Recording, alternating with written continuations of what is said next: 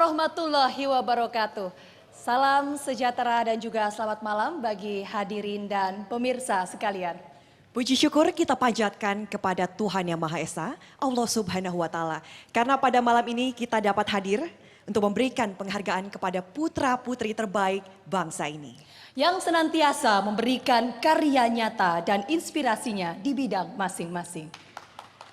Hadirin dan pemirsa, dengan bangga kami persembahkan acara penghargaan yang sudah dimulai atau digelar sejak tahun 2003. Inilah Penghargaan Ahmad Bakri yang ke-17.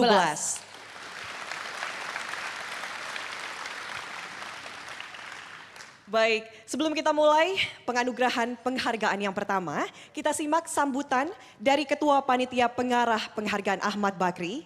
Kepada Bapak Anindya Novian Bakri, kami persilakan.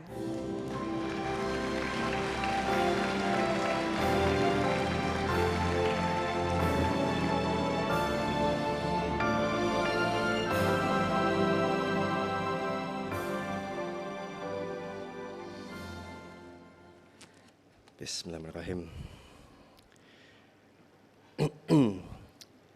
Ketua DPR RI Bapak Bambang Susatyo, selamat datang, terima kasih Pak.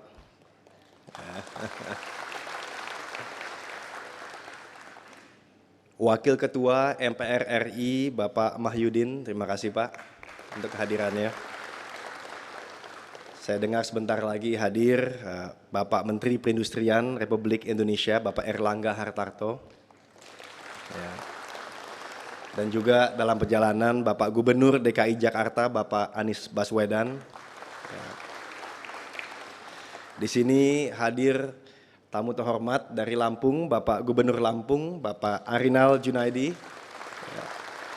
Membawa juga Bapak-bapak, baik ketua dan anggota DPRD Lampung, selamat datang Pak. Ya. Saya lihat di sini ada Ketua Komisi Penyiaran Republik Indonesia, Pak Agung Supriyo dan juga para komisaris. Terima kasih Pak untuk kehadirannya.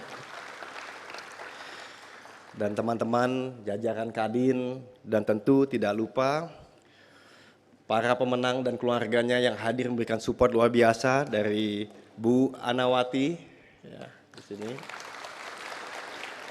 Ibu Ana Ali Syahbana, banyak sekali dari keluarga, Bapak Yakob Utama dan juga pimpinan-pimpinan Kompas di sini, serta Bapak Asyadi Siregar.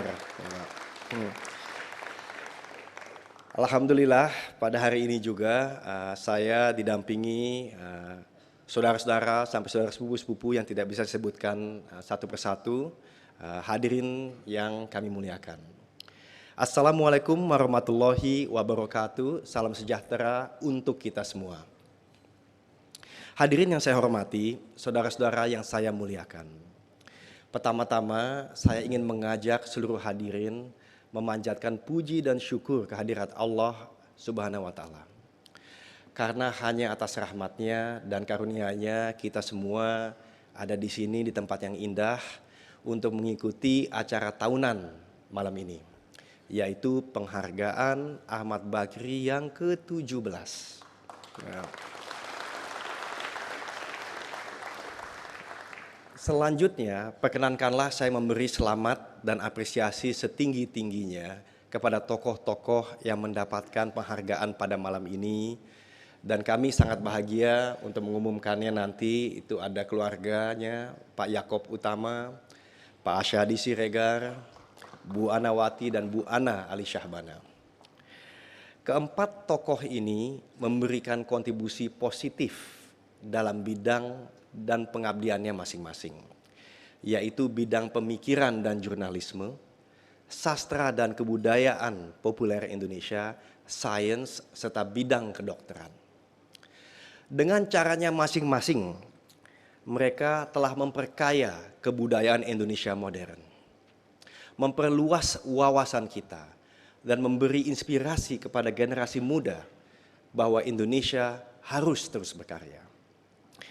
Singkatnya, karya, dedikasi, serta pemikiran tokoh-tokoh yang mendapatkan penghargaan malam ini membuktikan bahwa Indonesia adalah sebuah bangsa yang sanggup bergerak maju dengan pikiran terbuka.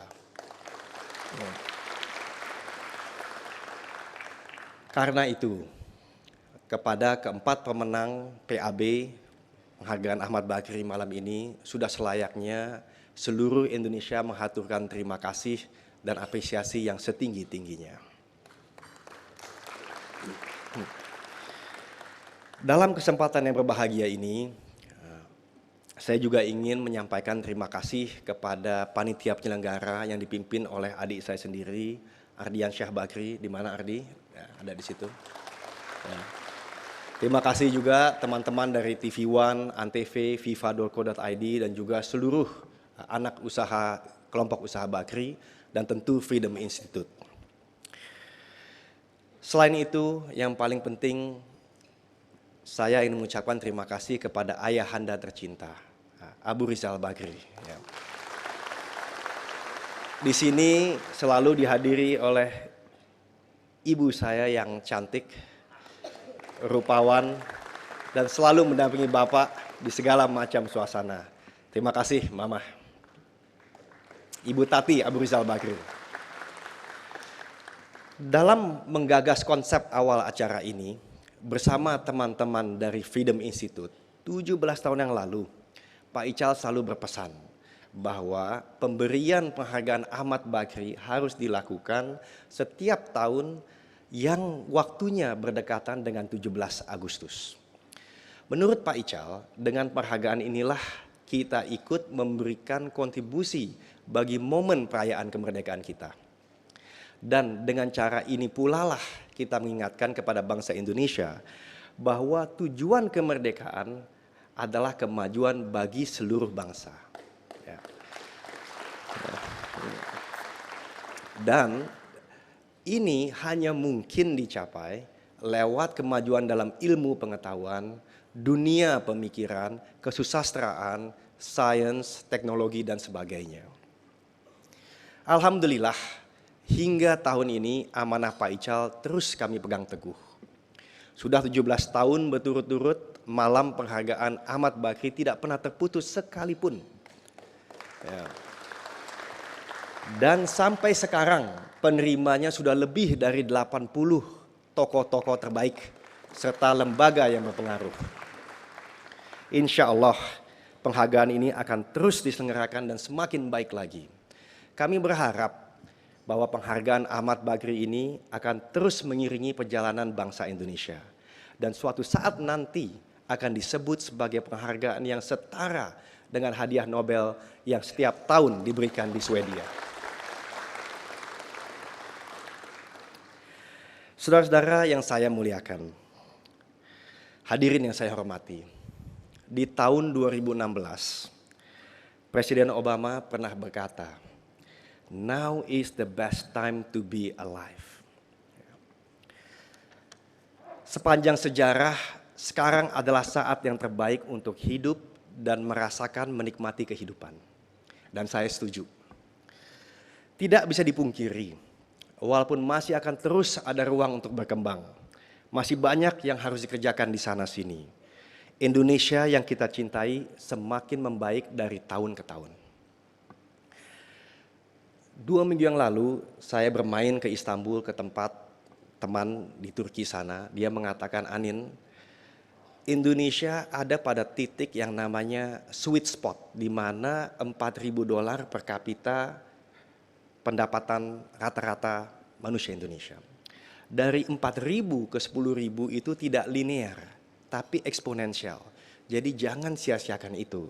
Karena kita, orang-orang di Turki, sudah menikmati itu dari 2002 sampai 2015. Tetapi sehabis itu, karena kita tidak mempersiapkan, kita terjadi di middle income trap. Jadi nikmatilah perkembangan yang luar biasa, tapi jangan lupa memikirkan masa depan sehabis itu.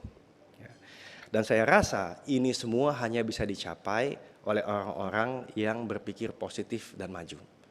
Dan inilah yang saya ingin menyampaikan kepada para hadirin terhormat, bahwa kita percaya bahwa rakyat kita sekarang semakin sejahtera. Angka kemiskinan semakin menurun. Semakin banyak anak Indonesia yang masuk sekolah dan semakin mudah mereka mendapatkan obat atau layanan kesehatan ketika sakit. Kita lihat dari perkembangan politik. Identitas demokrasi kita juga bertumbuh lebih matang. Terlihat dengan suksesnya pemilu 2019 yang relatif damai dan terbuka. 82% dari pemilih Indonesia memilih. Lebih banyak yang muda pertama kali voting atau memilih, lebih banyak perempuan, lebih banyak kaum minoritas. Kalau di jumlah angka 82% dikalikan 200 juta karena pemilihnya 200 juta, itu jumlahnya lebih besar daripada pemilih di Amerika. Yang 350 juta mungkin dikalikan 55%. Jadi Indonesia ini adalah negara yang demokrasinya functioning dan prevailing. Karena nomor 2 terbesar. Nah, apa artinya demokrasi? Demokrasi artinya kemerdekaan ini mudah-mudahan berkelanjutan. Dan harusnya berkelanjutan. Selain daripada politik, kita melihat keberhasilan dan perkembangan seperti ini tidak terjadi begitu saja. Tentu perkembangan yang kita lihat ini dapat terus terjadi karena adanya orang-orang bijak yang mampu berorganisasi dan membuat keputusan-keputusan tepat untuk perkembangan jangka panjang. Manajemen suatu negara berbeda dengan manajemen suatu perusahaan. Stake-nya lebih besar dan juga lingkupnya lebih besar. Sehingga melihat adanya suatu negara yang dijalankan dengan baik, dengan pimpinan Pak Jokowi di eksekutif, di sini ada di legislatif, ada ketuanya Pak Bambang ada di sini, lalu juga di bidang yudikatif jalan semua, kita harus bersyukur karena ini adalah suatu insuransi yang besar apalagi untuk kaum muda. Selain itu, kita juga sadar bahwa perkembangan bisa terus terjadi karena adanya orang-orang yang cerdas dan kreatif, yang mampu untuk mencari solusi untuk berbagai macam hal, melawan penyakit, menciptakan lapangan kerja, bahkan bisa bersaing perusahaan-perusahaan dengan perusahaan luar negeri. Nah, peran dari teknologi ini sangat besar. Dulu di perusahaan kita diajarkan dari perusahaan kecil ke medium, medium ke besar, besar ke nasional, nasional ke internasional. Sekarang dengan teknologi, terutama perusahaan-perusahaan berbasis teknologi yang banyak udah unicorn, bisa menjadi perusahaan global di hari pertama. Global on day one. Nah, ini yang menyebabkan sudah kita punya modal 265 juta sebagai 40% daripada Asia Tenggara, ini bisa menjadi basis untuk berpikir lebih besar lagi.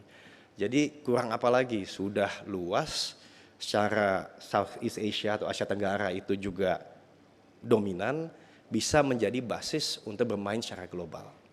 Dan saya berharap ini semua tentunya bisa menjadi kenyataan. Kami ingin mengatakan kepada Indonesia, bahwa penghargaan Ahmad Bakri ini diselenggarakan untuk mengapresiasi nilai-nilai yang membuat semua hal ini mungkin. Seperti tadi kita bicara kemajuan di ilmu pengetahuan, dunia pemikiran, kesusastraan, sains, teknologi, dan sebagainya. Kami menilai bahwa itu yang harus kita tekankan dalam pengembangannya untuk tumbuh lebih jauh dibandingkan keadaan kita yang sekarang dan untuk membangun Indonesia lebih baik lagi. Sebab walaupun kita sudah mengalami kemajuan yang banyak di sana sini, masih banyak masalah fundamental yang masih belum tuntas. Dan juga masalah-masalah baru di abad ke-21 yang bahkan baru akan menimpa kita. Dengan perkembangan ilmu dan teknologi, zaman kini berubah semakin cepat. Dengan begitu banyak disrupsi di berbagai bidang kehidupan. Itulah keniscayaan sejarah yang dampaknya kini kita temukan dalam kehidupan kita sehari-hari.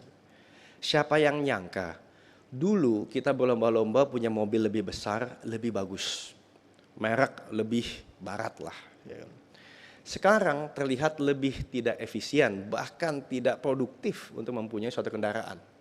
Ini karena terjadi disrupsi dan future of transportation sudah berubah. kedepannya future of jobs pun akan berubah. Future of jobs. Kenapa? Dengan adanya artificial intelligence, quantum computing atau prosesor yang begitu cepat, machine learning dan lain-lain. Nah, kita dan teman-teman seperti yang mendapat penghargaan Ahmad Bakri ini mempunyai suatu tugas untuk mempersiapkan ini semua. Karena semua ini akan berubah dalam waktu yang sangat cepat.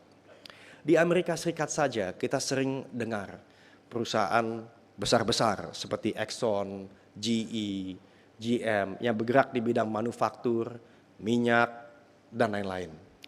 Tapi sekarang kekuasaannya atau kebesarannya itu sudah dikalahkan oleh perusahaan-perusahaan seperti Apple, Amazon, Google, Microsoft, dan Facebook.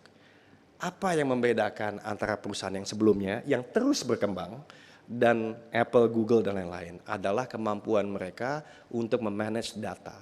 Nah, yang menarik di Indonesia ini, data ini berlimpah berserakan. Kita punya 260 juta orang, datanya luar biasa. Data peluang banyak sekali, data masalah lebih banyak lagi. Tapi data masalah itu jika diolah bisa tentunya menjadi suatu iterasi yang luar biasa, tentunya bisa dipakai untuk memecahkan masalah di tempat lain. Jadi kalau misalnya kita lihat perusahaan-perusahaan tersebut bisa berkembang karena data dari Indonesia, tidak menutup kemungkinan kita juga bisa memanfaatkannya sendiri. Kalau menggunakan ungkapan dari penulis dunia yang kini sedang naik daun, yaitu Dr. Yuval Noah Harari dalam bukunya Sapiens atau Homo Deus, situasi yang terjadi sekarang adalah percepatan dari revolusi kognitif, di mana otak dan kecerdasan manusia semakin menjadi penentu bagi perkembangan. Nah, revolusi kognitif. Nah, di Barat selama 3-4 abad terakhir mulainya revolusi kognitif, revolusi agrikultur, revolusi industri, lalu revolusi informasi. Tapi di Indonesia semua terjadi bersamaan dalam waktu 100 tahun tanpa development dari kognitif revolusi dengan baik. Nah, di sini yang bisa dibilang menjadi suatu tantangan kita semua dan kita coba untuk ya sedikit banyak berkontribusi dalam penghargaan Ahmad Bakri ini. Kreativitas serta kemampuan manusia untuk bekerja sama secara produktif dengan memanfaatkan ilmu dan teknologi mutakhir adalah kunci kemajuan di abad ke-21. Kita membutuhkan investasi dan komitmen yang lebih tinggi lagi terhadap kemajuan dari ilmu pengetahuan untuk menemukan solusi dari masalah-masalah tersebut. Oleh karena itu, patut diapresiasi dan digarisbawahi bahwa Pak Jokowi, Presiden terpilih untuk termin kedua, memfokuskan di dalam 5 tahun ke depan untuk meningkatkan pendidikan di Indonesia dan juga tentu dengan segala macam servis sekelilingnya termasuk kesehatan agar supaya sumber daya manusia Indonesia siap untuk menjawab tantangan ke depan. Kita membutuhkan ilmuwan untuk mencari berbagai macam inovasi seperti sumber sustainable energy yang alternatif. Di mana-mana orang mengatakan sekarang sudah tidak zamannya coal, fokus ke panas bumi, solar, air, angin. Indonesia merupakan test case yang luar biasa untuk memastikan bahwa teknologi tersebut bekerja dalam hal skala, karena Indonesia mempunyai size yang besar. Selain itu, bukan tidak mungkin bahwa ekonomi Indonesia itu bisa membantu mencari policy dengan penghargaan-penghargaan seperti ini yang bisa membalance antara equity dan growth. Yang saya suka sebut adalah social capitalism. Kenapa? Karena di mana-mana di dunia barat ternyata kapitalisme tidak serta-merta dapat memecahkan kemiskinan, bahkan membuat inequality semakin besar. Jadi kita mempunyai kesempatan untuk membuat ini dari sekarang, desain yang lebih tepat. Agar Indonesia terus maju, kita harus bergerak bersama-sama, jadi tidak sendiri-sendiri. Kita perlu membantu siapapun yang memiliki visi besar, yang mampu membangkitkan dan mengembangkan Indonesia, terutama generasi mendatang. Dedikasi dan pengabdian para pemenang penghargaan Ahmad Bakri ke-17 ini adalah salah satu alasan saya dan keluarga besar Bakri merasa optimis bahwa Indonesia akan terus bergerak maju. Mereka adalah manusia-manusia Indonesia yang mampu menggunakan kecerdasan, kreativitas dalam berkarya untuk membangun sesuatu yang luar biasa dan bermanfaat untuk semua seperti jurnalisme, karya, sastra, metode pengolahan air kotor, mengatasi stunting dan lain-lain. Kepada mereka Indonesia berterima kasih, dan kepada mereka marilah kita contoh bahwa menimba ilmu itu adalah sesuatu yang tidak pernah bisa habis.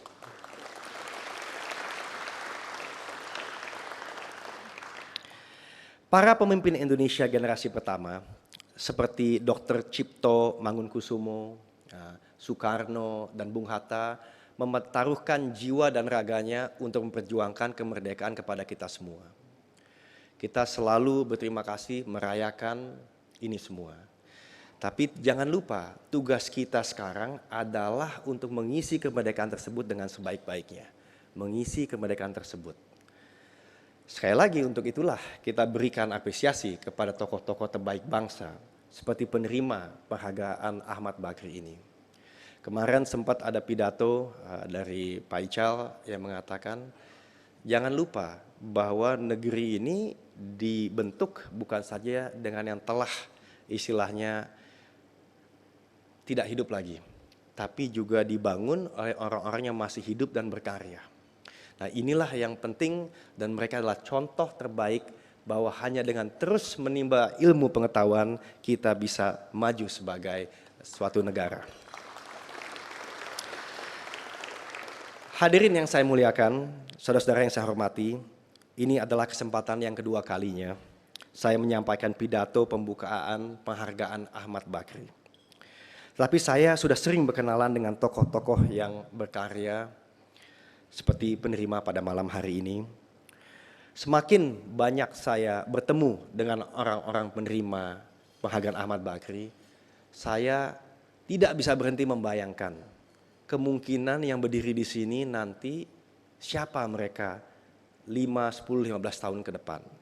Jangan-jangan, dan kita doakan, yang berdiri di sini adalah anak muda atau senior yang bisa memecahkan masalah kanker. Jangan-jangan kita bisa berharap orang yang bisa mencari energi alternatif yang dunia belum pernah eksploitasi dengan baik. Nah, itu semua adalah harapan dari kami semua sebagai penyelenggara Ahmad Bakri. Dan di akhir kata sebagai penutup, sekali lagi saya ingin mengucapkan terima kasih dan selamat kepada Pak Yaakob Utama. Saya kebetulan sempat banyak belajar sampai 10 tahun yang terakhir dengan beliau karena kebetulan di bisnis media. Pak Asyadi Siregar, Bu Anawati, dan Bu Ana Ali Syahbana. Saya bersama keluarga besar memberikan sekali lagi suatu rasa terima kasih untuk sumbang jasanya. Dan di akhir kata saya mengucapkan bahwa because of you, you all, and people like you, now is the best time to be alive. Maju terus Indonesia, maju terus negeri kita tercinta. Wassalamualaikum warahmatullahi wabarakatuh.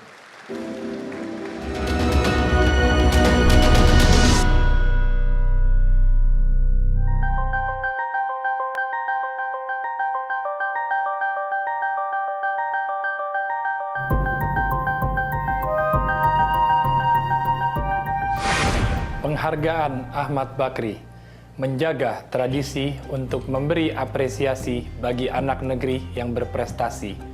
Kami pun turut bangga bisa terus menjadi bagian dari penghargaan Ahmad Bakri dan mewujudkan Trimata Bakri yang selama ini telah menjadi falsafah bisnis kami. Selamat bagi para pemenang penghargaan Ahmad Bakri tahun ini. Semoga semakin banyak lagi mahakarya yang lahir dari putra-putri terbaik Indonesia.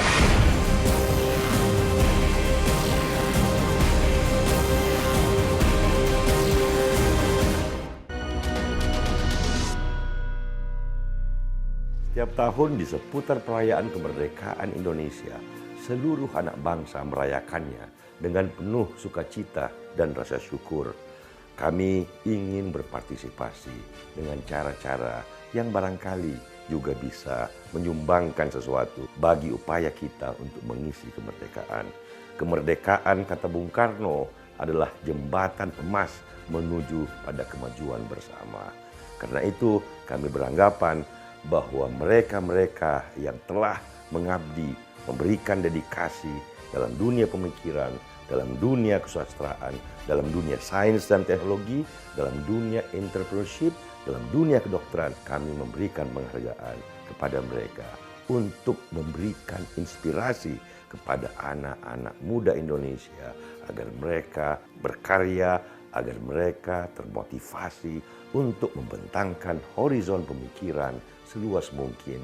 Kemajuan Indonesia di masa depan tergantung kepada ilmu pengetahuan, tergantung kepada dedikasi dan kepedulian kita. Untuk semua itulah penghargaan Ahmad Bakri diberikan kepada anak-anak bangsa yang terbaik yang telah memberikan dedikasi pengabdian dalam berbagai bidang kehidupan. Kami ingin mengucapkan terima kasih kepada seluruh keluarga besar Ahmad Bakri, khususnya Bapak Abu Rizal Bakri yang sejak awal selalu mendorong kami setiap tahun untuk terus berbuat yang terbaik agar acara penghargaan Ahmad Bakri semakin sukses. Semoga penghargaan Ahmad Bakri akan terus bertahan di tahun-tahun mendatang dan menjadi semacam penghargaan Nobel bagi kebudayaan modern Indonesia. Untuk penghargaan pertama malam hari ini adalah kategori jurnalisme. Penghargaan ini diberikan kepada seorang tokoh, jurnalis, dan juga pendiri kelompok usaha media yang hingga hari ini tetap berkibar dan terus berkarya. Dengan latar belakang seorang jurnalis, pengajar, serta sederet karyanya menjadikan ia salah satu putra terbaik di negeri ini yang jasa-jasanya tertoreh dalam catatan sejarah perkembangan dunia jurnalisme di Indonesia.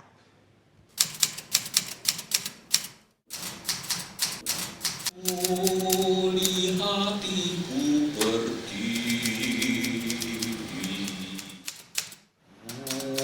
hutan burung sabah lautan, simpanan kekayaan.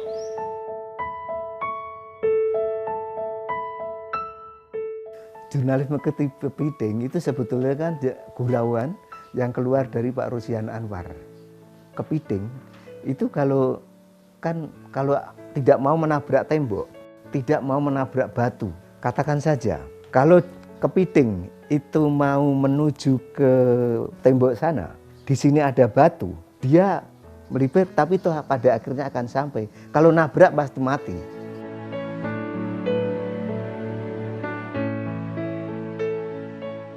Jurnalisme kepiting, berjalan pelan, menggigit pelan-pelan, tidak terasa, tapi ketika sudah sudah membawa dampak, dia lepaskan gigitan itu. Mungkin itu sedikit cara atau strategi yang dipakai tanpa harus melepaskan independensi dan kemandirian, menjalankan penuh prinsip-prinsip jurnalistik yang dipegang sejak awal oleh para pendiri Kompas. Cara seperti ini itu adalah kecerdasan itu. Kecerdasan intelektualnya Pak Yaakob itu, bagi saya itu memiliki satu indera yang keenam. Ketika kita sudah membicarakan macam-macam, atau ketika kita seolah-olah sudah sampai pada jalan buntu pemikiran jalan keluar, dia selalu mencari atau menemukan atau menyampaikan hal-hal yang di luar dugaan sama sekali dari pertemuan maupun pembicaraan kita ini, di luar yang didukung oleh pendidikan beliau dan oleh bawaan beliau, peka terhadap manusia dan peningkatan kemanusiaan. Selalu memberikan pesan bahwa kita ini manusia dan apa yang kita hasilkan itu adalah intellectual product melalui tulisan, melalui karya, itu jangan lepaskan sama sekali dari kemanusiaan, prinsip-prinsip kemanusiaan. Beliau itu sangat dekat, jadi beliau itu akan hadir kalau ada karyawan yang sakit, akan hadir kalau ada yang menikah, dan tentu saja kalau yang meninggal dia juga. Itu ketika masih sibuk. Ada guyon beberapa teman itu, Pak Yaakob Utomo karena orang Katolik, prinsip dasarnya hanya 3 kan, iman, pengharapan, dan kasih. Dan yang terakhir ini kasih, apapun juga dia kasih, apa juga kasih, apa kasih gitu.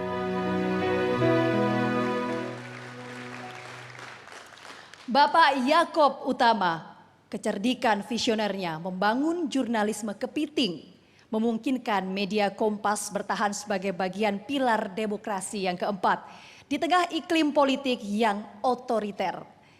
Sekaligus kelompok usaha yang dinamis di tengah situasi ekonomi yang tak menentu. Untuk penerima penghargaan Ahmad Bakri 2019 bidang jurnalisme diberikan kepada Bapak Yaakob Utama atau yang dalam kesempatan ini diwakili oleh putra tertuanya Bapak Irwan Utama dan Ibu Magna Hutagalung. Dan kategori pertama penghargaan Ahmad Bakri 2019 ini yang akan menyerahkan piagam dan pialanya adalah yang terhormat Bapak Abu Rizal Bakri dan Ibu Tati Murni Triati Bakri. Kepada Bapak dan Ibu kami persilahkan naik ke atas panggung.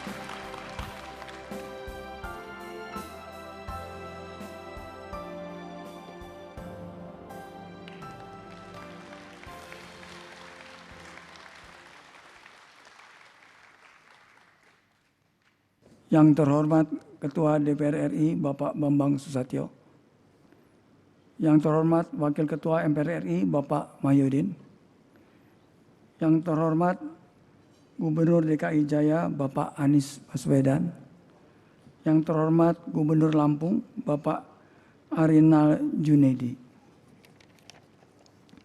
serta yang terhormat para penerima Ahmad Bakri ke-17. Assalamualaikum warahmatullahi wabarakatuh. Salam sejahtera bagi kita semua. Selamat malam. Yang terhormat keluarga besar Bapak Abu Rizal Bakri dan Ibu. Yang terhormat Panitia Ahmad Bakri Award. Yang terhormat hadirin sekalian. Mengawali sambutan singkat ini, izinkan saya mewakili Bapak Yaakob Utama mengucapkan banyak terima kasih atas penghargaan Ahmad Bakri Award 2019 yang diberikan kepada Bapak Yaakob Utama. Izinkan pula saya mewakili Bapak Yaakob Utama meminta maaf kepada keluarga besar Bapak Abu Rizal Bakri dan Panitia Ahmad Bakri Award serta hadirin sekalian. Karena Pak Yaakob tidak bisa hadir dalam acara malam penganugerahan ini. Tradisi penghargaan atas karya pemikiran, keilmuan, dan kesenian sudah lazim dalam dunia intelektual, nasional maupun internasional. Penghargaan Bakri Award merupakan salah satu bentuk apresiasi atas prestasi di berbagai bidang yang dilakukan kalangan intelektual bagi peningkatan mutu kehidupan manusia. Sejumlah lembaga atau pribadi negeri kita telah merintis pemberian penghargaan untuk berbagai bidang profesi dan pengabdian. Tradisi kerjasama, penyampaian, penghargaan Bakri Awards dan Freedom Institute setiap tahun sekali sejak 2003 merupakan apresiasi unsur masyarakat, dalam hal ini keluarga Bakri. Tradisi ini dimaksudkan sebagai rasa syukur dan terima kasih terhadap pencapaian sejumlah warga Indonesia. Ada kesamaan visi antara Pak Yaakob dan keluarga Bakri dalam membangun perekonomian Indonesia. Karena latar belakang Pak Yaakob adalah seorang wartawan, bukan semata-mata usahawan.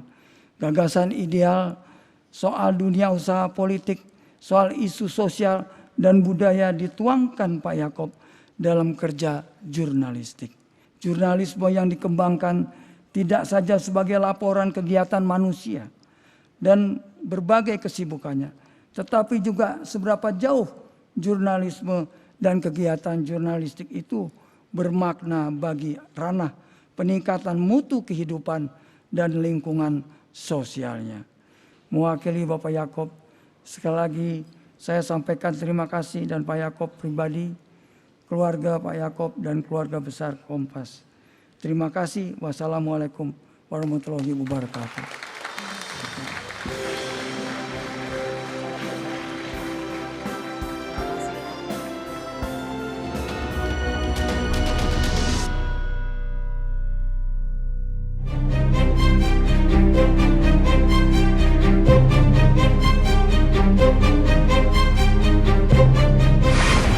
Kreasi terbaik anak negeri adalah wujud cinta tulus, kecintaan yang subur dan berkembang seperti falsafah batik teruntung.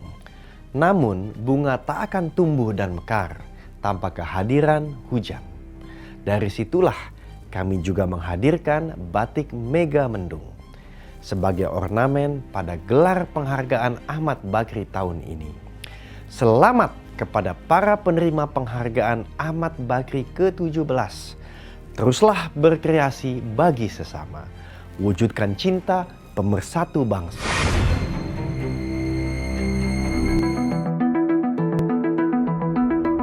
Para penerima penghargaan Ahmad Bakri adalah insan terbaik dari berbagai disiplin ilmu pengetahuan.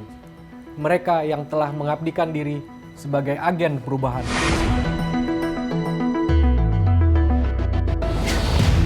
Bakti mereka kami hargai dengan dukungan yang kami berikan kepada penghargaan Ahmad Bakri. Besar harapan kami, hadirnya penghargaan ini akan memacu semangat putra-putri negeri untuk terus berinovasi. Kami ucapkan selamat kepada para penerima penghargaan Ahmad Bakri ke-17.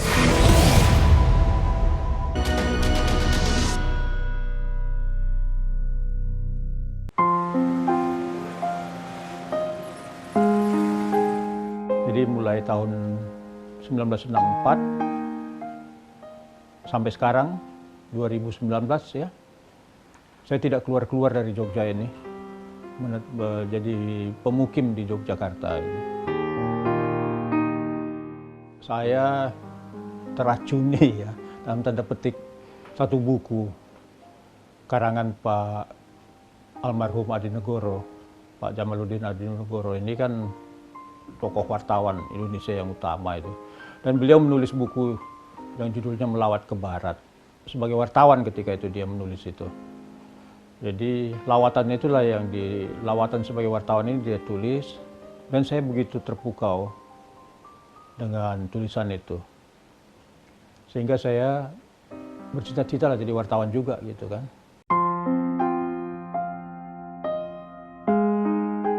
Matinya tabloid itu karena isinya memang politik, isinya ditulis oleh anak-anak muda semacam itu kan pokoknya semaunya aja. Gitu.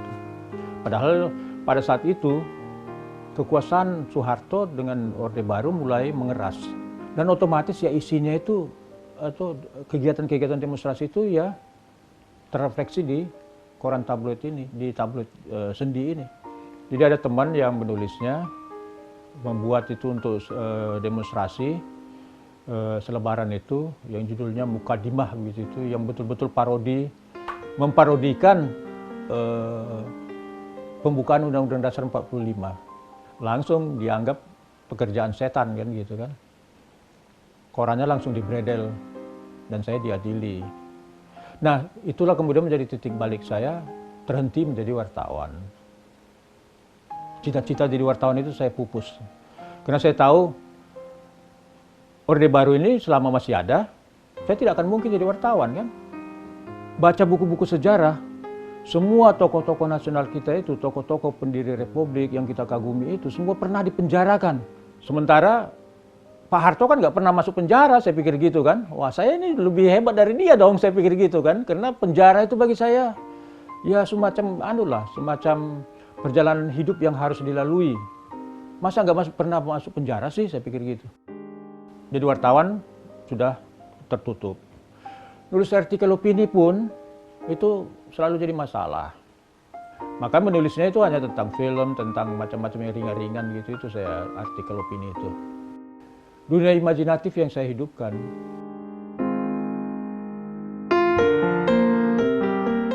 Cintaku di Kampus Biru itu settingnya kan kampus, dunia saya sehari-hari gitu. Mulai dari dunia jadi mahasiswa sampai di dunia jadi dosen kan. Lewat karya-karyanya, Ashadi Siregar berhasil membuka babak baru penulisan novel populer di negeri ini. Temanya memang lazim dalam genre sastra pop, tentang dunia anak muda dan mahasiswa yang diwarnai liku-liku percintaan, pendobrakan, dan pencarian diri. Betul sekali Vita. Namun semua itu dituturkan oleh Bapak Ashadi dengan bahasa yang segar, lugas, dengan pandangan yang lebih terpelajar. Seperti lewat trilogi Cintaku di Kampus Biru, Ku Gapai Cintamu, yang kedua-duanya ini di tahun 1974. Dan Terminal Cinta Terakhir di tahun 1975, novel yang juga sukses ketika diangkat menjadi film layar lebar. Untuk kategori sastra populer, penerima penghargaan Ahmad Bakri 2019 adalah Bapak Ashadi Siregar.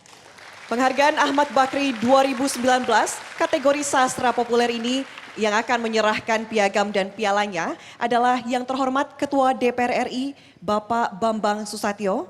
Kepada Bapak Ashadi dan Bapak Bambang Susatyo, kami persilakan naik ke atas panggung.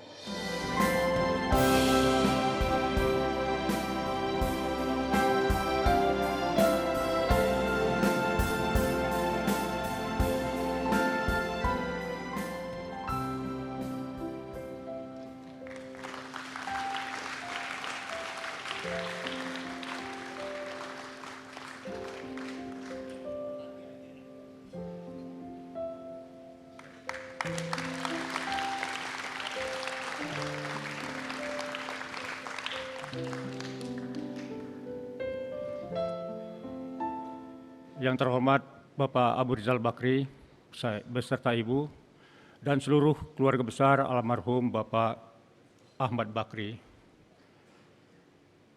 Pertama-tama saya ingin menjadikan malam ini sebagai event untuk mengenang Bapak Ahmad Bakri, almarhum, seorang pengusaha yang berasal dari daerah Lampung khususnya.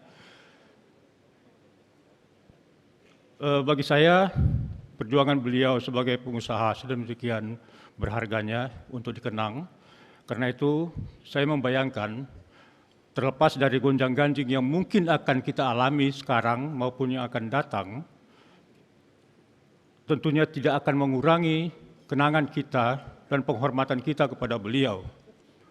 Karena seluruh keberadaannya telah memberikan legasi suatu semangat kerja keras, suatu usaha kewirausahaan yang luar biasa dan memberikan contoh bagi masyarakat dari generasi ke generasi. Terutama saya membayangkan keberhasilan beliau mendidik putra dan anak cucunya sehingga demikian berharga bagi Indonesia saat ini. Selain itu juga saya sangat berterima kasih kepada juri yang telah menghargai karya saya. Walaupun dunia saya mungkin separuh kaki di jurnalisme, separuh kaki untuk tulis dunia fiksi, tapi selalu saya membayangkan bahwa apa yang saya kerjakan adalah mencoba memberikan apa yang disebut dengan realitas kepada masyarakat dengan cara-cara yang khas. Jurnalisme pada dasarnya memberikan realitas. Tetapi ketika saya terhalang untuk bekerja dalam lingkungan itu, saya menggunakan apa yang disebut dengan dunia imajinasi untuk menjadi alat untuk mengantarkan realitas itu. Karena itu ketika ditanyakan apa yang berharga dalam kerja saya kira bukan dunia imajinasi itu. Tapi sejauh mana realitas sampai kepada pembaca saya. Dan saya merasa tersanjung karena karya saya ternyata berkesesuaian dengan visi dan misi dari Yayasan Bakri. Demikian, terima kasih. Selamat malam.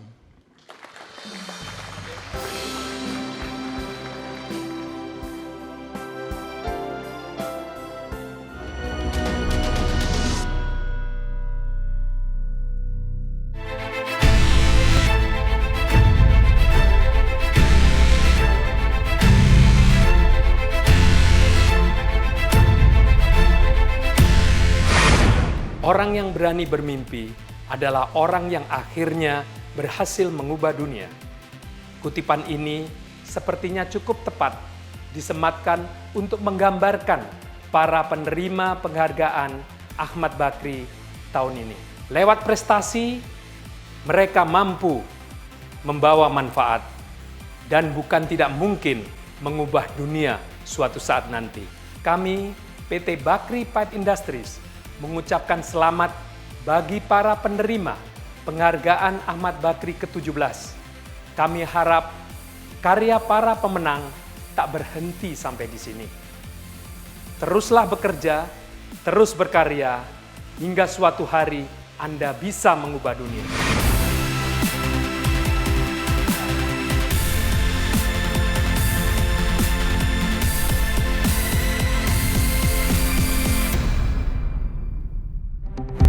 Selamat kepada seluruh penerima penghargaan Ahmad Bakri ke-17.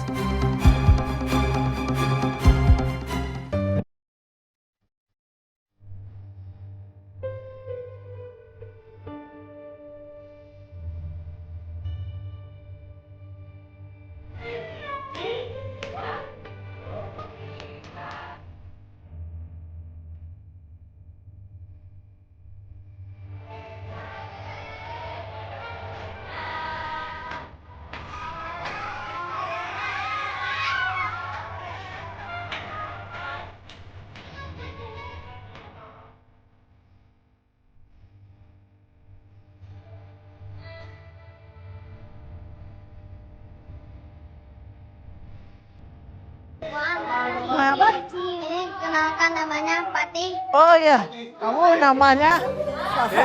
Nah, sekarang mau nyanyi apa? Ciwi-ciwi. Oh, paciwi-ciwi lutung dong. Baluhur, paciwi-ciwi, lutung si lutung pada kaluhur. Ciwi-ciwi, lutung si lutung pindah kaluhur.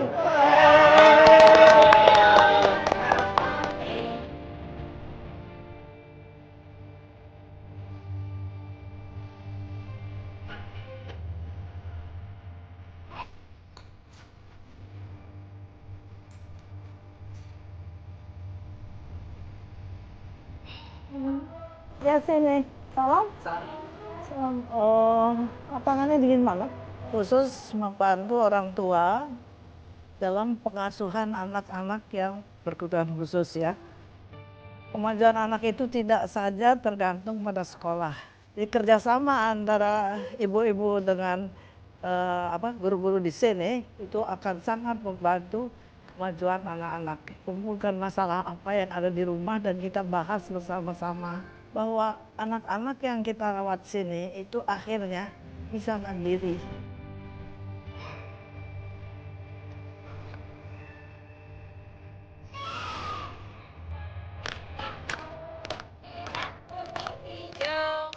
Nah, Bu Anak itu sangat luar biasa. Dia itu mendirikan Taman Posyandu tahun 2000, Pak. Dia merintis 14 Taman Posyandu yang ada di wilayah Tanjung Sari. Untuk kader-kadernya kita berangkat di kader posyandu juga, Pak.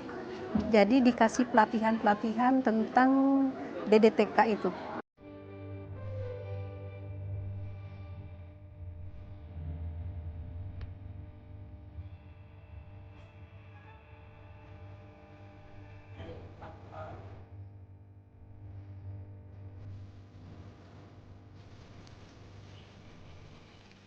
Dedikasinya memperbaiki mutu SDM Indonesia dengan fokus perhatian pada kesehatan balita secara holistik membawanya pada penemuan metode DDTK, yaitu deteksi dini tumbuh kembang.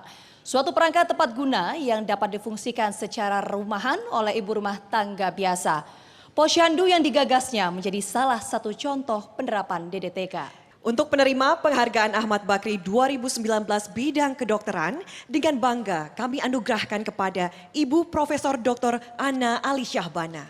Penghargaan Ahmad Bakri 2019 bidang kedokteran yang akan menyerahkan piagam dan pialanya adalah yang terhormat Ketua Umum Partai Golkar sekaligus Menteri Perindustrian Bapak Erlangga Hartarto beserta dengan Ibu Yanti Erlangga dan akan didampingi oleh Bapak Aga Bakri, Bapak Eda Bakri, Ibu Nadia dan Ibu Laila Adikresna.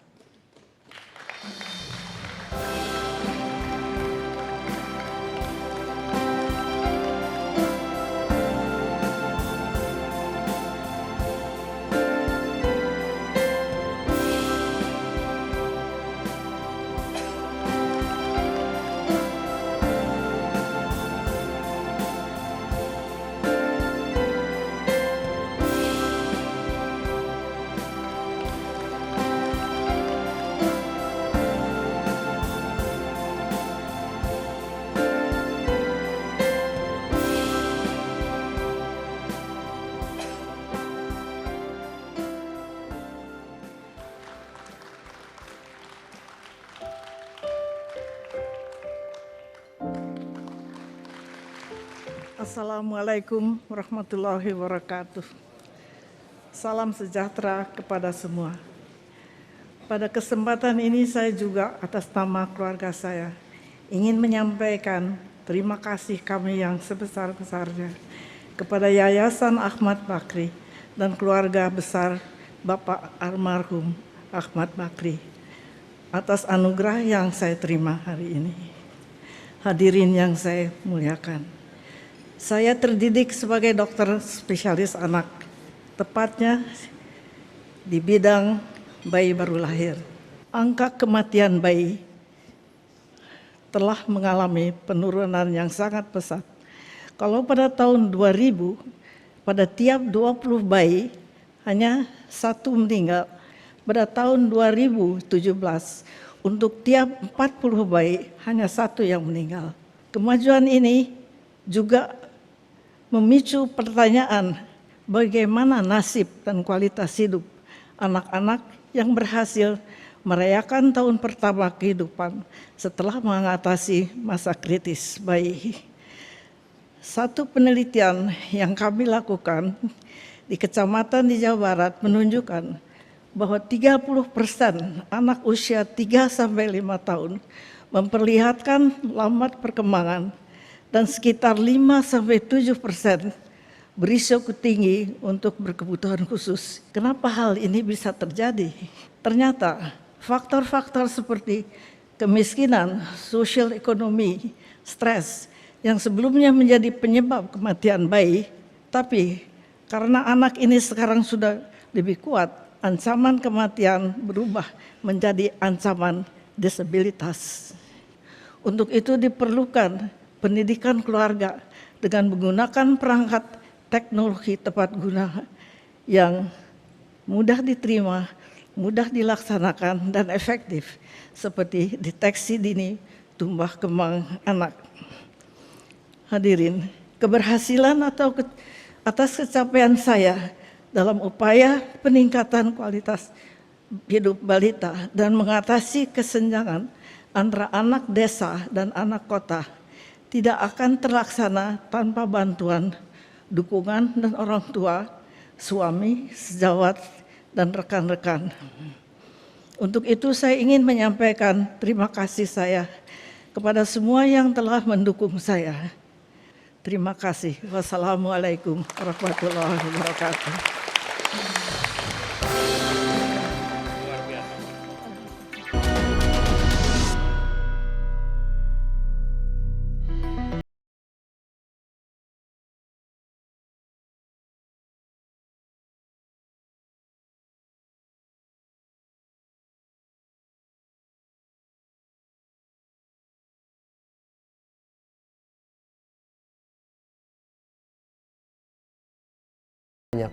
Adalah salah satu filosofi yang terus kami pegang teguh.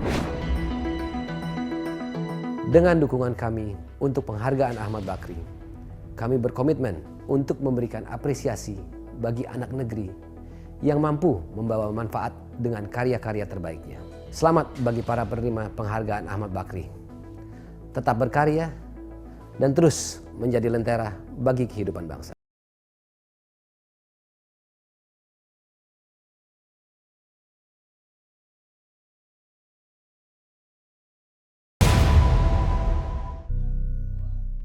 Selamat malam. Nah, orang Indonesia ini kalau ada kekuatan, saya merasa kita ini bangsa yang jenius soal bahasa. Kenapa? Karena mungkin sejak kita kecil, dari kita SD, kita tuh setidaknya minimalnya punya 3 bahasa yang kita kuasai. Bahasa Indonesia, bahasa daerah, bahasa ibu kita, dan kalau yang Muslim, Quran. Dari SD itu kita udah bisa. Makanya Indonesia tuh gak punya kendala sama bahasa. Kadang-kadang di level apapun mereka tuh pede berbahasa Inggris. Ojek deh, ojek tuh gak ada kendala loh ngomong sama bule. Modal cuman yes, no, sama I don't know, gak masalah mereka. Saya pernah lihat diskusi antara bule dengan tukang ojek. Bulenya bilang, can you take me to Blok M? Yes. You know the way? No. How are we going to get there? I don't know. Dialog apa ini? Terus saya bingung dong, kenapa orang Indonesia pede banget bahasa Inggris? Suka bingung gak? Kita tuh pede banget, gak bisa tapi pede.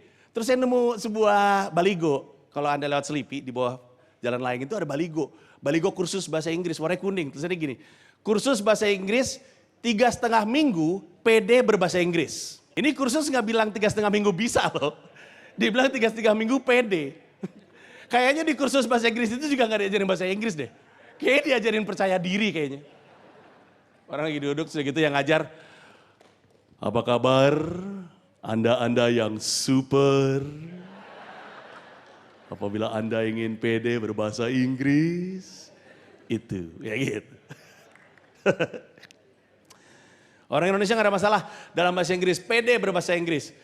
Saya suka ngeliat penyanyi-penyanyi itu yang ada di kafe, yang ada di wedding singer tuh. Waduh, bahasa Inggrisnya berantakan tapi pede-pede aja tuh saya perhatiin. Saya waktu itu di Bandung, pernah ke sebuah tempat makan, namanya Sapu Lidi kalau ada yang masih ingat zaman dulu. Terus penyanyinya, ada penyanyi di kafe, nyanyi Adele Someone Like You. Tahu lagunya ya? Saya lagi duduk nih Pak, lagi minum. Ini ngomong-ngomong ciri khas penyanyi Indonesia nih. Tahu yang jarinya gini-gini? Nggak tahu tuh saya, kayaknya penyanyi luar negeri nggak ada yang gini-gini deh kalau nyanyi. Indonesia kan gini-gini kan. Saya ngeliat Beyonce, Lady Gaga, nggak gini jarinya. Metronom kayaknya biar nggak hilang ketukan. Penyanyinya nyanyi gini. It's so my nice my, someone like you. It's so my nice my kata dia. It's so my nice my, it's not even English. I wish nothing but the best of you. Kok you? Situ markir. Don't believe me, I smell. Wah, ngaco nih orang ini. Terus saya pernah di wedding singer nih banyak nih. Saya lagi di wedding, dengar penyanyi wedding singer nyanyi lagu LOVE. Ini LOVE lagu yang cukup standar dinyanyikan di wedding. Saya ngeliat penyanyi bagus suaranya, bahasa Inggrisnya gak terlalu, tapi pede aja. Dia nyanyi gitu kan, tetap gini. L is for the way you look at me. Masih bener nih. O is for the only one. Ask me. Apaan tuh barusan tuh? Terus ya. V is very, very. S the more, the many. Si E is even more and even more and even more and love. Weh turun dulu sekarang lu. Gila kali ini orang. Lagu bagus-bagus dirusak. Terima kasih atas dukungan moralnya terhadap saya. Jadi kalau ngomong bahasa Inggris, saya perhatiin ada banyak negara yang nggak seperti kita. Kita bangsa yang pede berbahasa Inggris, ada banyak negara yang nggak pede berbahasa Inggris, terutama negara-negara yang aksaranya itu bukan kayak huruf kapital gitu. Kayak saya pernah ke Tiongkok, pasti tahu bahwa orang di China tuh sedikit sekali yang bisa pakai bahasa Inggris. Saya waktu itu mesti tur kan ke Shanghai, teman saya bilang, lu mau stand up di Shanghai? Iya, lu mesti belajar bahasa Mandarin. Saya bilang pakai bahasa Inggris aja. Di sana nggak ada yang bisa bahasa Inggris. Terpaksa saya belajar dari tutorial YouTube kan. Nah tapi saya ini IQ-nya nih terjerembab. Jadi IQ itu ada IQ jongkok, ada IQ tiarap, ada lagi IQ terjerembab. Nah itu saya tuh yang agak nyusruk tanah dikit. Jadi saya belajar seminggu cuma hafal 2 kalimat. Wo yao ce chow fan, saya mau makan nasi goreng. Sama wo yao xiao pian, saya mau pipis. Jadi saya pikir aman ya kan. Saya berangkat ke sana di Shanghai, di hotelnya orang nggak bisa bahasa Inggris. Kaget dong saya. Saya tahunya gara-gara koper saya kan bungkus plastik nih. Di kamar saya pengen buka susah, saya telepon resepsionis, saya bilang, excuse me, can I borrow a pair of scissors? Terus dia bilang, hah? Can I borrow a pair of scissors? Terus dia bilang, hah? You know something to cut paper with? Terus dia yang, hah? Waduh. Terus kan saya buka laptop ya, ada sinyal wifi. Saya mau pakai takut bayar kan, saya tanya, I see there's wifi in my room, how much do I have to pay for it? Terus dia bilang, fee. How much is the fee? Fee. How much is the fee? Terus dia bilang, free. Oh free, tapi dia cadang, kan bukan salah saya dong. Ya, kan dia ngomongnya fee gitu loh dari tadi loh. Kan maksudnya kan saya dengarnya fee, saya pikir ada fee-nya gitu. Ternyata saya pakai percuma loh. Google diblokir, YouTube blokir, Facebook blokir, Instagram blokir, nggak bisa ngapa-ngapain. Saya nyalain TV. Nah saya baru tahu nih, semua film barat di China dialih bahasakan ke bahasa Mandarin. Jadi Anda bisa bayangkan kekagetan saya nonton Fast and Furious. Lihat Vin Diesel berantem sama The Rock pakai bahasa Mandarin.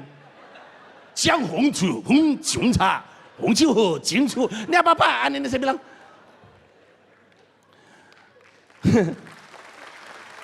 Tapi karena lucu, saya tonton sampai habis. Saya tidur kayaknya jam 3:30 itu nontonin film-film Amerika berbahasa Mandarin. Saya bangun jam 10 kurang 1/4. Nah kita kalau nginep di hotel tahu breakfast hotel selesai jam 10 saya panik kan. Saya takut makanan habis, saya turun ke restoran. Ternyata benar tinggal sosis dan bacon. Nah saya kan muslim Bapak Ibu, saya takut ini babi. Jadi ada karyawannya lewat, saya stop, sorry, excuse me, is this pork? Terus dia bilang, hah? Oh. Orang semalam nih. Gini muka lo. Is this pork? Terus dia yang, hah? You know. Hah? Gitu. Terus saya ingat kan, saya bisa bahasa Mandarin. Wo yao che chao fan, saya mau makan nasi goreng. Jadi saya bilang, wo yao che chao fan. Terus dia diem. Kecepatan kali ya. Wo yao che chao fan. Terus dia masih diem, saya bilang salah saya di mana ya. Terus saya baru ingat di tutorial Mandarin itu ya. Jadi saya gak bohong nih, bahasa Mandarin itu untuk satu kata ada 3 nada. Beda nada, beda artinya. Saya kan gak tahu ya. Beneran loh, saya gak bohong loh. Ibarat kata kalau misalnya ada ta sama ta, beda semua itu artinya. Saya kan gak hafal ya. Jadi saya ngomong berdasarkan wawasan Fast and Furious yang saya tonton tadi malam. Saya bilang, wo yao che chao fan. Masih diem nih orang nih. Masih diem Bapak Ibu. Saya bilang, wo yao che chao fan. Masih diem, saya pengen nyanyi loh. Wo yao che chao fan. Wo yao che chao fan. Masih diem juga nih orang. Akhirnya saya ambil itu sosis, saya bilang, ya Allah. Setidaknya hamba udah berusaha loh ya. Saya makan itu sosis, dia mau ngomong, you like pork? Alah lu. Terima kasih semuanya, thank you.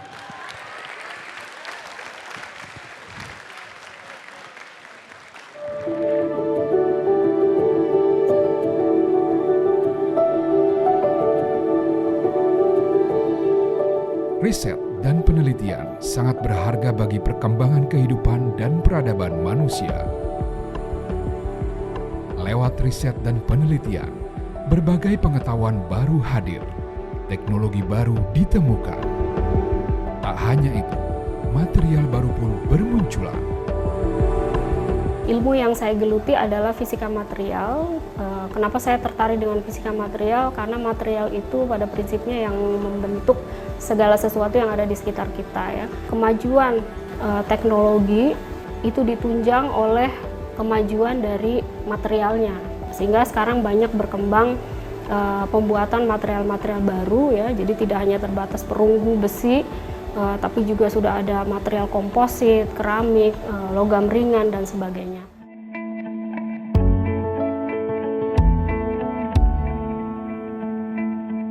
Saya meneliti khususnya pada bidang logam ringan, yaitu ada 3, aluminium, titanium, dan magnesium.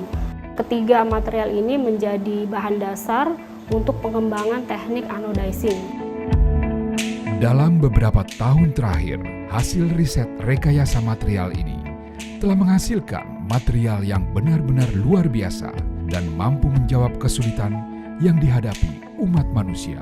Untuk aluminium sendiri saya mengembangkan hasil dari anodizingnya yang berupa lapisan keramik itu digunakan sebagai membran atau filter untuk menyaring ion-ion atau logam-logam berat hasil dari sisa-sisa atau limbah kegiatan pertambangan. Jadi saya memang concern terhadap anak-anak kecil ya yang atau kemungkinan ibu-ibu hamil juga yang mengkonsumsi air yang mengandung logam berat, maka itu akan berbahaya jika terakumulasi, ya, terkonsumsi terus-menerus kemudian terakumulasi dalam tubuh. Maka logam-logam berat ini dalam tataran penyakit yang masih ringan itu dapat menimbulkan gagal ginjal atau kerusakan pada ginjal, dan dalam jangka panjang itu bisa menyebabkan kerusakan otak, ya, sehingga generasi yang akan datang itu akan sangat terpengaruh jika kondisi air minumnya itu tidak diperbaiki.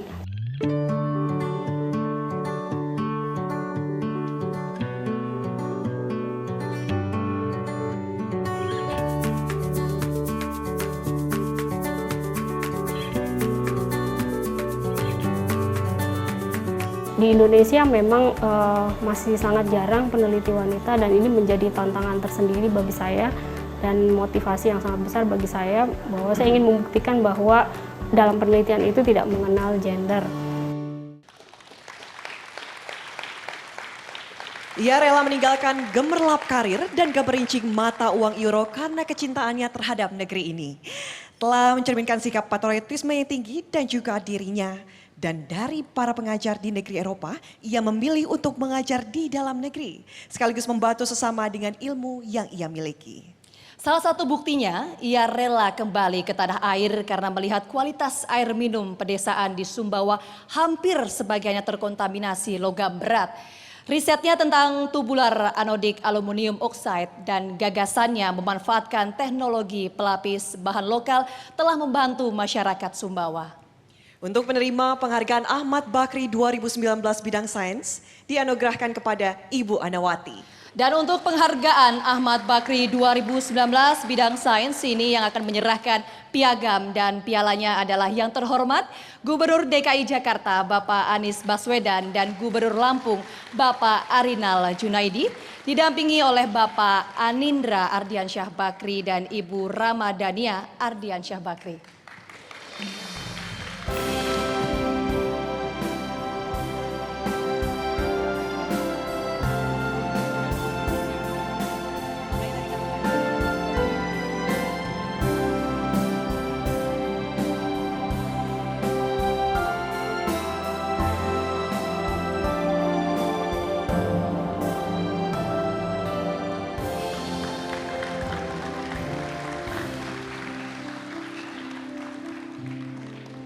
Selamat malam, yang terhormat keluarga besar Bapak Abu Rizal Bakri, yang terhormat Bapak Ibu sekalian.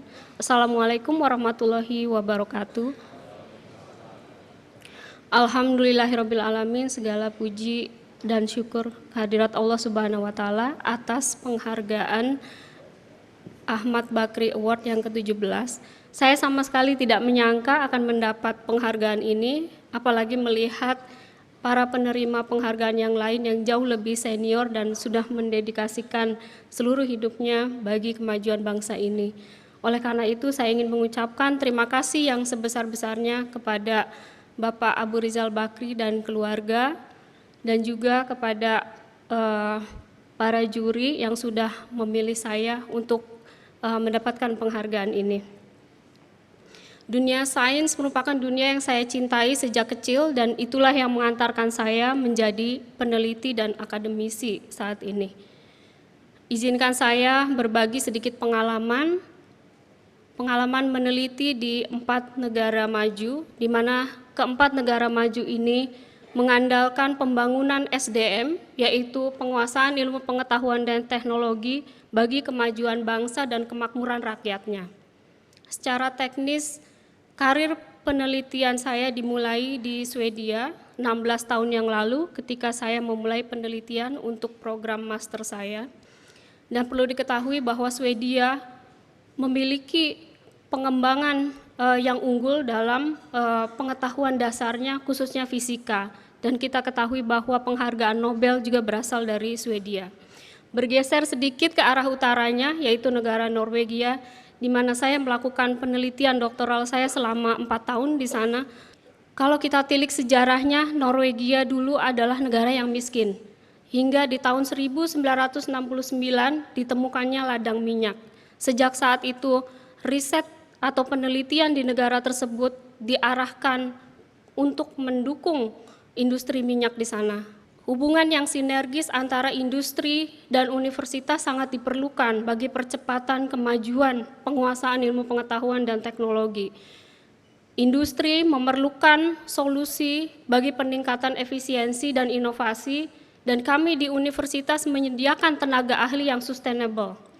Dan inilah yang saya alami ketika saya menjadi peneliti di Ohio, Amerika Serikat, dan juga di Tokyo, Jepang.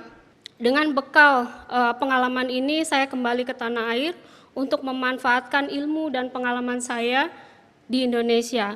Tempat yang pertama kali saya kunjungi adalah Sumbawa, karena kekayaan alamnya yang sangat tinggi, terutama mineralnya ya, seperti emas, tembaga, dan sebagainya. Namun hal ini tidak diiringi dengan kesejahteraan rakyatnya. Tingginya aktivitas pertambangan di daerah ini menyebabkan air tanahnya berpotensi tercemar logam-logam berat. Oleh karena itu, saya dan teman-teman peneliti di Sumbawa meneliti kondisi air di sana, kemudian kita membuat membran. Jadi bidang kekhususan saya adalah fisika material, yaitu membuat material anodik oksida yang dapat dikontrol sifat dan morfologinya dengan memvariasikan proses parameter sehingga bisa disesuaikan untuk aplikasi yang diinginkan. Bahan ini dimanfaatkan sebagai membran untuk memfilter logam-logam berat. Sementara untuk tahap penyaringan awal, kami memanfaatkan limbah dari tempurung kelapa, sabut kelapa yang kita ekstrak menjadi karbon aktif. Dan untuk kemajuan perkembangan riset selanjutnya, saya membawa topik ini ke Departemen Fisika di Universitas Indonesia. Dan untuk keberlangsungan kegiatan di Sumbawa, kami mendirikan organisasi non-profit yaitu SAI, dan dalam bahasa Sumbawa artinya nomor 1, Sumbawa Academia Institute, di mana kami banyak melakukan kegiatan semacam pelatihan dan pendidikan non-formal untuk anak-anak SD sampai SMA, seperti pelatihan Olimpiade Sains, kemudian pelatihan bahasa Inggris, penulisan karya ilmiah, dan sebagainya. Juga untuk guru-guru di sana, seperti pemanfaatan internet digital untuk sekolah dan sebagainya. Kemudian sementara saya berkarya di Universitas Indonesia, saya berkesempatan juga untuk melakukan kegiatan penyuluhan tidak hanya di Sumbawa tapi juga di daerah sekitarnya. Salah satunya adalah di Kampung Kaleng di Citerep, Bogor, di mana di kampung ini seluruh penduduknya berprofesi sebagai pengrajin logam.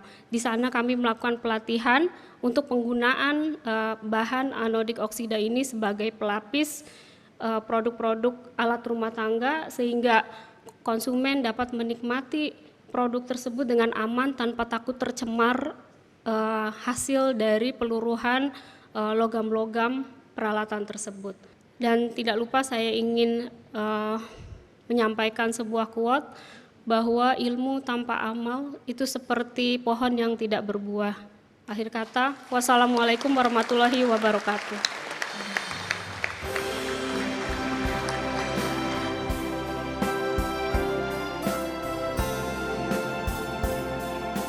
Pemirsa sekalian, dengan telah selesainya penghargaan Ahmad Bakri Awards 2019 ini kepada 4 putra-putri terbaik Indonesia, maka tuntas sudah gelaran penghargaan Ahmad Bakri ke-17 malam hari ini. 17 tahun penghargaan Ahmad Bakri dan 77 tahun Bakri untuk negeri.